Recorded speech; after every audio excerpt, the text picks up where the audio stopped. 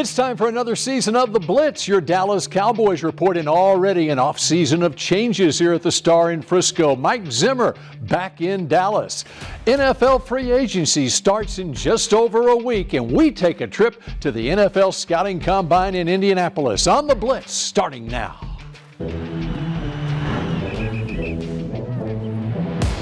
Pops out to the right, breaks a tackle. They blitz it. Prescott throws it down the right side for Lamb. Caught it!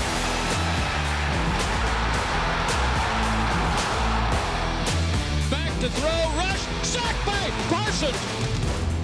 Belt tie snap. Prescott with plenty of time. Lobs it in zone. Jake Ferguson.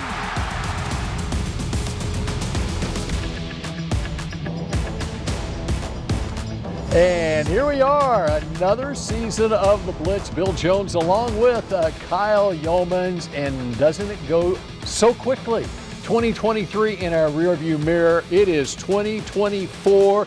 The new league year starts here in just a couple of weeks, and we're raring to go, aren't we? Oh, definitely so. It feels like now you've gotten past the point of the disappointment of the way that the 2023 season did come to an end. That Green Bay game certainly still on the minds of Cowboys fans and the Cowboys across the hallway as well. But excited to break down this offseason and continue moving forward to 2024. We can only hope that the Cowboys are just as productive this offseason as what Kyle Youmans has been. In fact, let's start with the big breaking news of the offseason.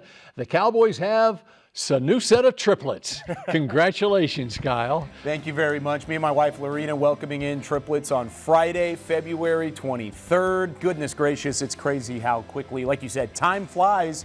Felt like we were celebrating our wedding back in May just yesterday, and had a chance to deliver three beautiful triplets, Noelle Suzanne, Leo Emery, and Michael Banks. And so extremely blessed. I'm already the proud papa and the proud dad. I'm going to be insufferable for the entirety of the offseason. So 2 boys and a girl. Now, did you consider the names Troy, Emmett, and Michaela maybe for the Michelle. girl? Okay, there's that was one of the early thought process. We got Michael in there, Michael Banks. There you go. But yeah, we ended up naming Leo after my grandfather and Noelle after her mom and her grandmother. So really excited, and of course my wife Lorena is a rock star. Yes, I shall say. Okay, well, congratulations there. Let's get into the business at hand. Let's talk a little Tony Pollard here, because he is a free agent to be, and it looks like officially now, because reports are the Cowboys will not place a second straight year of a franchise tag on him. Yeah, and this is not surprising, because you look at really the franchise tag number for what a running back would take. It's $11.3 million, and that's on the first tag. This would be the second straight year of tagging Tony Pollard. So whenever it was given the news that he is going to test the market as an unrestricted free agent, then all of a sudden it makes a lot of sense. And he's not the only one. Derrick Henry, you've got a couple other guys that are big name. Josh Jacobs, that's going to hit the open market. Yep. Saquon Barkley, a huge name there too. This is an interesting indication of where the running back position is going in the NFL. It's not just the Dallas Cowboys, it's the NFL and the league as a whole. Tagging running backs has become a trend, and then all of a sudden it seems like that second tag will not be a trend in the league. And he's going to continue to move forward and have a successful career. And it does sound like the Cowboys have some interest in Tony Pollard on the free agent market too. Yeah, they could certainly bring him back, but it would be on a team-friendly deal. He didn't have as productive of a 2023 as he did in 2022. It's about the efficiency that he brings to the table, and can he find that next year? All right, we're just getting started on this edition of The Blitz. Mike Zimmer, the new defensive coordinator of the Cowboys, returning back to Dallas, and we will hear about Zim when we come back. The Dallas Cowboys Blitz, presented by Blockchain.com, is brought to you by AT&T, an official sponsor of the Dallas Cowboys, and by Blockchain.com. Make your crypto play today.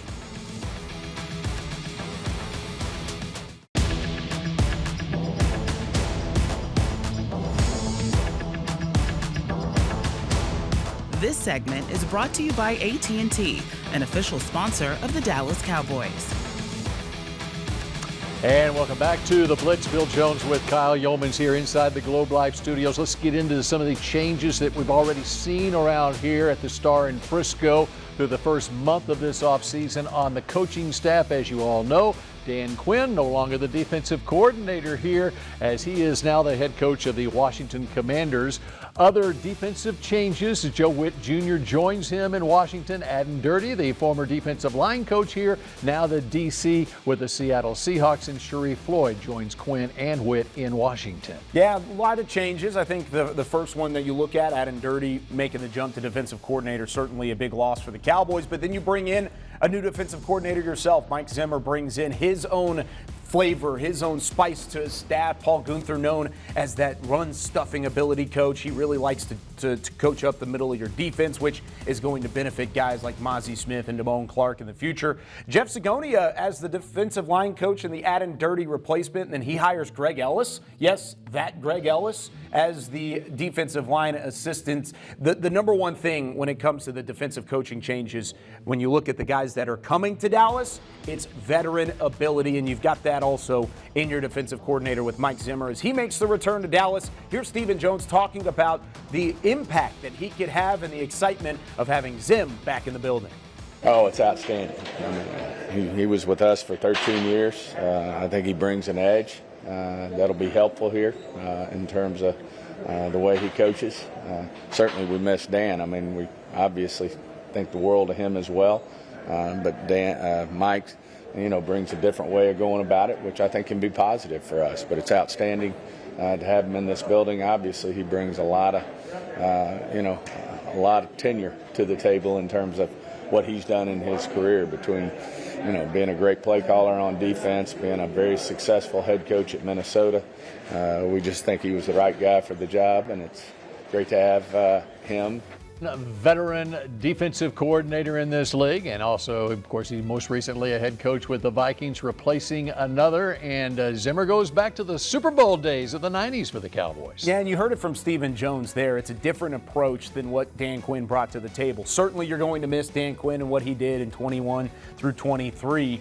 But what Mike Zimmer brings is a hard-nosed mentality, an old-school mentality. And how is that going to mesh with the players that, of course, is a younger generation of athlete, of talent on your team? And he said the ones that want to be great want to be coached. He said that in his introductory press conference, and that sticks out to me because he's going to have those conversations with Trayvon Diggs and Micah Parsons and DeRon Bland. The ones that want to be great want to be coached, and there is no better guy than Mike Zimmer, who's had success not only with the Vikings as a head coach, but as a defensive coordinator in the NFL. Before that, with the Bengals, he had some success, and then he's got, of course, a couple years under his belt the last 2 seasons with Deion Sanders, both at Jackson State, and then followed him to Colorado as an analyst. So he brings so much experience, and that's something I think this defense is certainly going to benefit from. I think it is interesting. You talk about whether he's a player's coach or not. Well, look at his relationship, as you mentioned, with Deion Sanders after Deion's playing career here. Terrence Newman is another guy he coached here, of course, who was a first-round draft pick of the Cowboys, followed him to Minnesota. I think he's got a pretty good relationship with those players. That's the thing is, yes, it's a player's coach mentality of a different generation. He coached at a different generation when he was in Dallas the first time around, but it's still coaching. It's still the same profession, and he's going to bring a lot of insight that Dan Quinn certainly had, but delivered in a different way. It's a different approach across the board. I'm excited to see what Zimmer brings to the table, and you can already see, based off of his defensive staff, that experience is already paying off. And the Cowboys should feel fortunate there's a coach with his kind of experience that was available to replace Dan Quinn, who did an awesome job here, of course. All right, when the Blitz continues in a moment, we take a trip to the scouting combine, check in with Nick Harris on the prospects working out this week in Indy. This segment was brought to you by AT&T, an official sponsor of the Dallas Cowboys.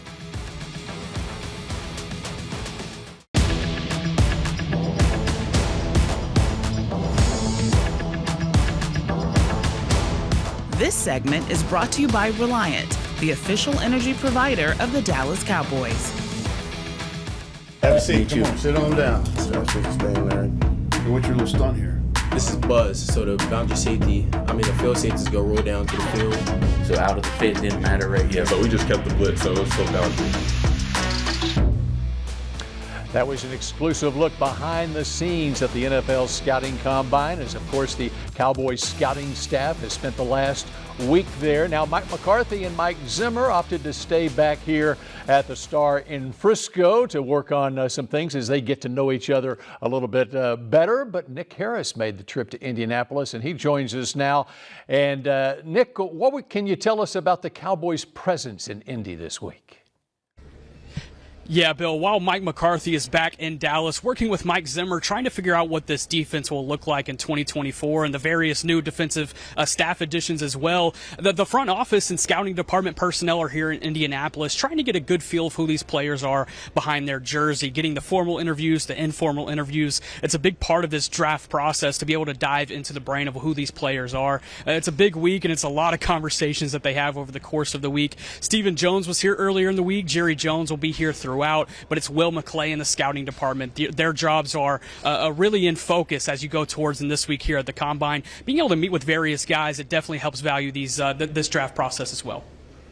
All right, Nick, let's zero in on some Cowboys positions of need coming off that playoff game against Green Bay. How about we start at the linebacker position, which was depleted as the season went on, to say the least. How are things look at linebacker in this draft? Yeah, you would have to think the linebacker position is definitely in focus coming out of last season when Damone Clark was left standing as the only healthy guy going into the playoffs. So being able to add a guy in free agency, not only free agency, but also here in the draft, it's going to be a big part of the Cowboys offseason. A few linebackers to keep an eye on. Peyton Wilson out of North Carolina State. He was the Dick Butkus Award winner in 2023. Now he's coming into the draft process with 2 major knee injuries and a major shoulder injury that he suffered during his prep career. But with a healthy season coming off for the Wolfpack, hoping that he can be able to pass these medical concerns through here at the Combine. They go through a rigorous medical physical exam, so any concerns that will be lingering, they'll get answered this week. A couple of other guys, Edgerrin Cooper out of Texas A&M, just south in College Station. He was a contender for the Dick Butkus Award winner. Some thought he maybe could have won it, but being able to fill the run and play in coverage, that's a type of versatility that could work for the Cowboys in 2024. He's a day 2 type of pick, as well as Cedric Gray from North Carolina. There's a lot of interesting linebacker options there at the top, and you would have to throw in Junior Colson from Michigan as well. A lot of good names there. All right, the draft experts that I listen to, and at the top of the list would be Kyle Youmans in my book. They say that offensive line is one of the deepest positions in this draft. How do things look as far as offensive line, specifically at offensive tackle for the Cowboys in this draft?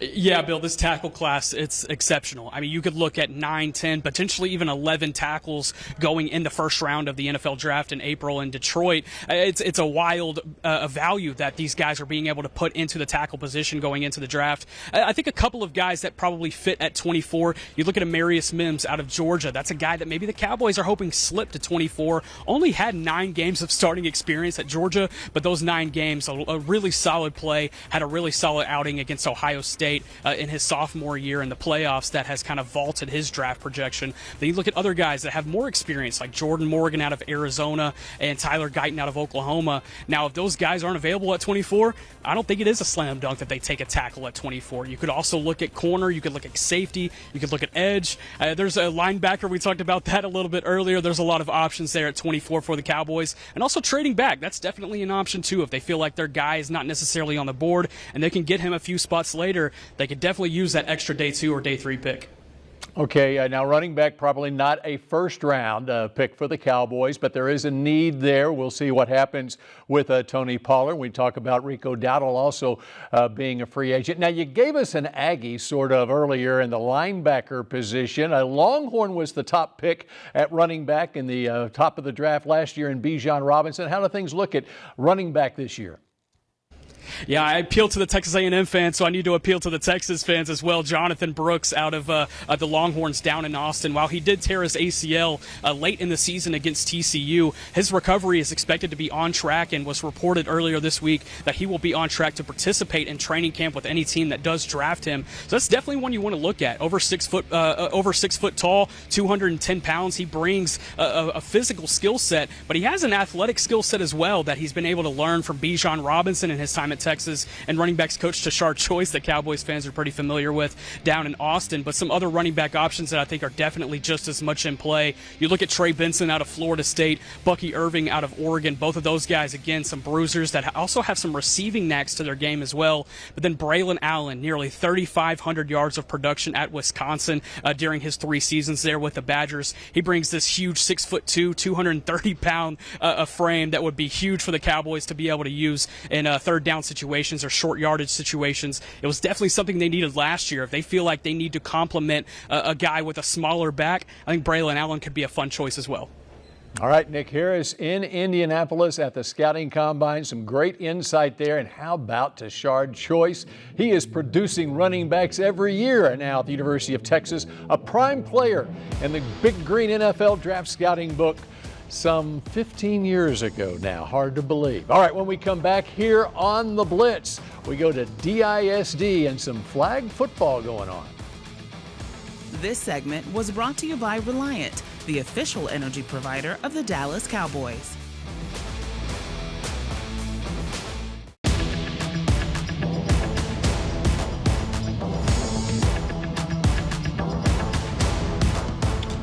Register now for 2024 Dallas Cowboys youth football and dance camps presented by Invisalign. Athletes of all skill levels, ages 6 to 16, are invited to learn from the best this summer at Ford Center at the Star in Frisco. Register for 2 or 3-day camps before May 17th.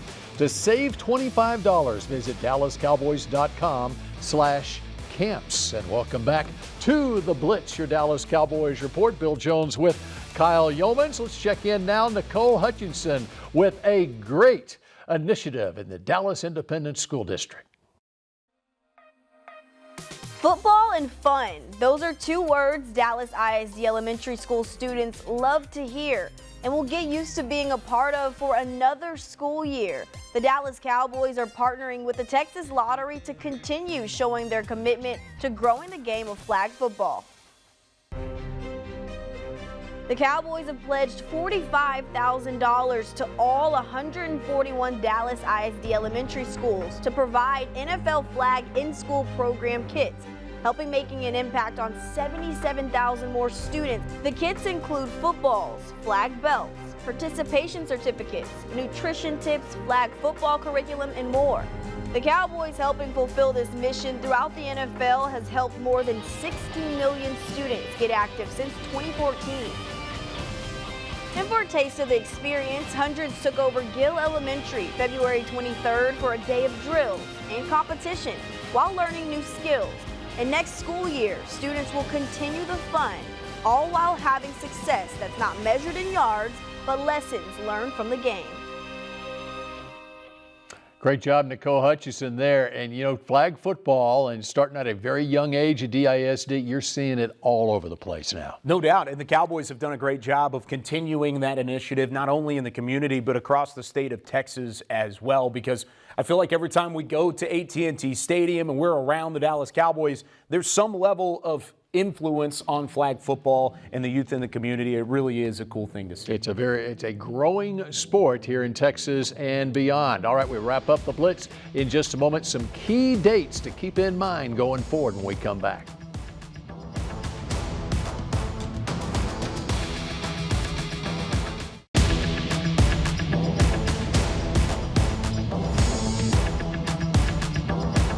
The Dallas Cowboys Blitz, presented by Blockchain.com, was brought to you by AT&T, an official sponsor of the Dallas Cowboys, and by Blockchain.com. Make your crypto play today. Okay, here's some NFL key dates to keep in mind. Fast approaching, a couple of days away, the franchise transition tag deadline day, and then just over a week away from the legal tampering period. And that means the new year starts on Wednesday, March 13th. As you see there, the NFL draft, April 25th through the 27th. And as I mentioned earlier in the show, my resident NFL draft guru, Kyle Youmans here. He digs in, he fills up his notebook starting back in September, I think. Yeah. I just start now when the combine happens. But I want a couple of names, one or two names that you can give me that I can really start my draft process. Okay, well, how about this? We started the show with multiples, with talking about the triplets. How about some twins? The Grayson and Gabriel Murphy twins out of UCLA. They started their collegiate career at the University of North Texas, playing in the Metroplex. Edge rushers that have good size. They have some solid bend and had a ton of production for Chip Kelly and the UCLA Bruins in the Pac-12 this past year. Came to the Shrine Bowl, actually had a sack where they converged on the quarterback together to make a little Murphy sandwich. They're a mid-round prospect duo, but certainly something that the Cowboys can take advantage of. I love those mid-round prospects. For Kyle Youmans, I'm Bill Jones. We'll see you next week on The Blitz.